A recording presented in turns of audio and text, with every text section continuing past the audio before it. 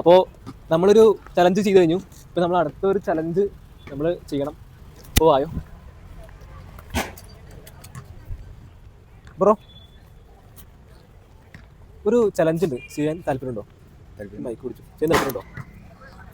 താല്പര്യമുണ്ട് ചെയ്യാൻ വേണ്ടി. ഒരു 20 പുഷപ്പ് അടിച്ചാണെങ്കിൽ 50 രൂപ. പിന്നെ ബാക്കി ഓരോ പുഷപ്പിനും 5 രൂപ വെച്ച്. ഇൻട്രസ്റ്റ് ചെയ്യാൻ വേണ്ടി.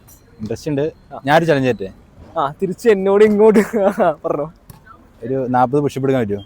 200 രൂപ. ഓക്കെ, ചെയ്യാൻ പറ്റുമോ? ഓക്കെ. ഇവിടെ പോരെ?